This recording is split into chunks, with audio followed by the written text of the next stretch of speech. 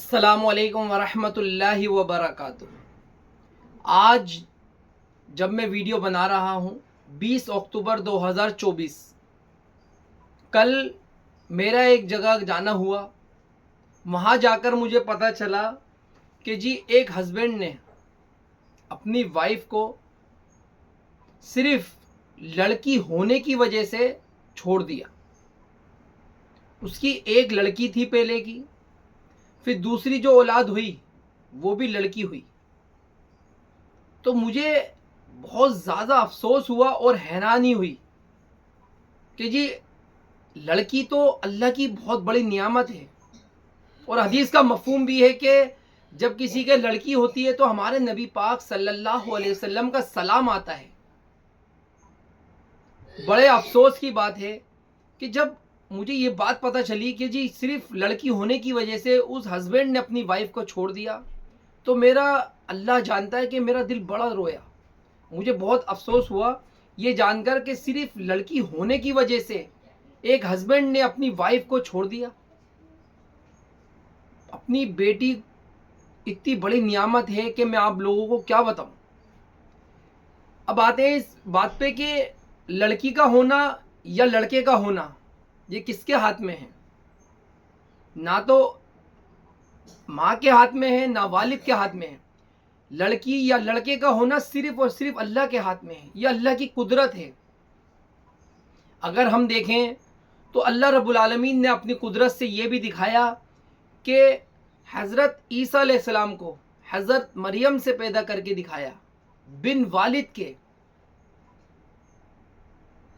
अगर ये होता कि जी वालिद और वालदा से ही औलाद होती है तो अल्लाह ने ये करिश्मा करके दिखाया, अल्लाह ने अपनी कुदरत का मुजाहिरा दिखाया। अल्लाह रब्बुल आलमीन ने ये चीज़ दिखाई कि जो हम चाहते हैं वो होता है, जो अल्लाह चाहता है वो होता है।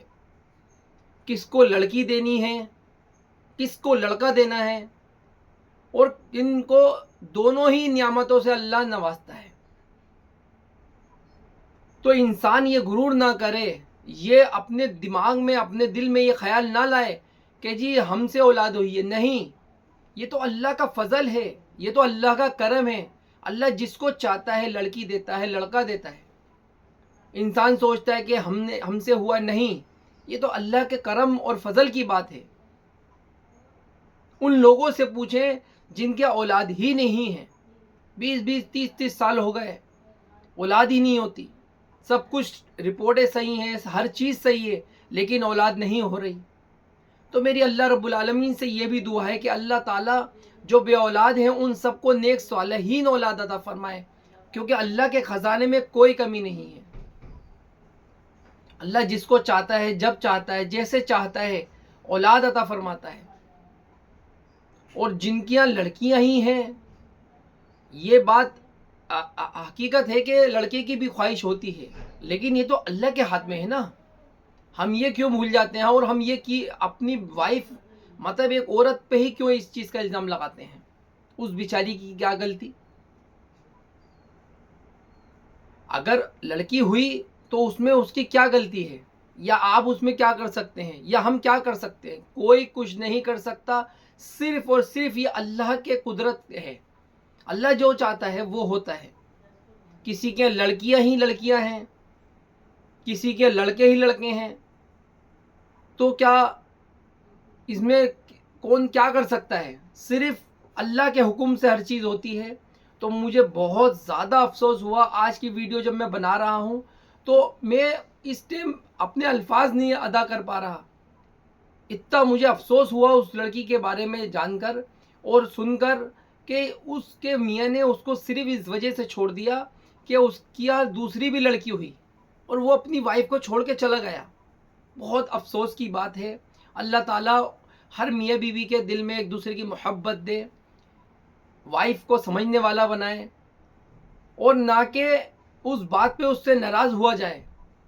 भाई वो तो आपको साहिब औलाद बना रही है। जो लेडीज़ होती हैं, जो लड़कियां होती हैं, जो औरतें होती हैं, जो हमें वालिद बनने का शरफ हासिल करवाती हैं, औरत तो मौत के मुंह से वापसी आती है। कितनी तकलीफ़ें होती हैं। जब भी तो माँ का दर्जा बहुत ज़्यादा बुलंद है। ماں کے پیروں کے نیچے جنت ہے. اللہ تعالیٰ چاہتا تو سر کے اوپر بھی رکھ سکتا تھا جنت جیسی چیز، لیکن اللہ نے یہ چیز کر کے بتائی. اور یہ چیز اس وجہ سے ہے کہ ماں کے پیروں کے نیچے، بتائیے، ماں کے پیروں کے نیچے جنت ہے. کیونکہ ماں کا ایک آہ کی جو تکلیف ہوتی ہے اس کا بھی حق ادا ہم نہیں کر سکتے. ایک شخص نے پوچھا، یا رسول اللہ، میری خدمت کا اور میری جو ہم کر سکتے ہیں اس کا حقدار کون ہے؟ تو ہمارے نبی پاک صلی اللہ علیہ وسلم نے فرمایا، آپ کی والدہ. پھر اس شخص نے دوبارہ پوچھا تو ہمارے نبی پاک صلی اللہ علیہ وسلم نے فرمایا، آپ کی والدہ. پھر تیسری دفعہ عرض کیا کہ اس کے بعد کون میری خدمت کا حقدار ہے؟ تو ہمارے نبی پاک صلی اللہ علیہ وسلم نے تیسری مرتبہ بھی والدہ کو ہی کہا. تو پھر چوتھی دفعہ پوچھا تو کہا کہ آپ کے والد.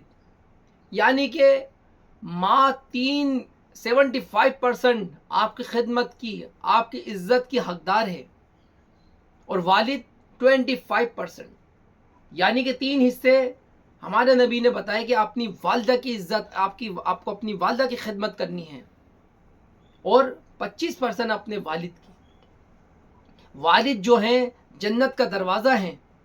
ہمارے نبی پاک صلی اللہ علیہ وسلم نے فرمایا، اپنے والد کو خوش کرنا، ان کو ناراض نہ کرنا، اپنے جنت کے دروازے کو کھلوانا نہ کہ توڑنا. تو ہمیں چاہیے اپنے ماں باپ کی بھی عزت کریں. اور جو اپنا گھر چھوڑ کے آتی ہیں لڑکیاں، آپ کی شریک حیات بنتی ہیں، آپ کے دین کو مکمل کراتی ہیں، آپ کو صاحب اولاد بناتی ہیں، ان کا بھی حق پوری طریقے سے آپ کو سمجھنا ہے، ان کے حقوق کو بھی سمجھنا ہے. ان کا دل آزری نہیں کرنی، ان کے دل کو نہیں دکھانا ہے، ان سے پیار سے، محبت سے. ہمارے نبی پاک صلی اللہ علیہ وسلم نے تو ہر رشتے کو نبھا کے بتلایا ہے، ہر رشتے کی قدر بتلائی ہے، ہر رشتے کی اہمیت بتائی ہے. ہمارے نبی پاک صلی اللہ علیہ وسلم نے اپنی 63 سال کی عمر میں مبارک میں سب کچھ کر کے دکھلایا، ہر چیز کر کے بتلائی.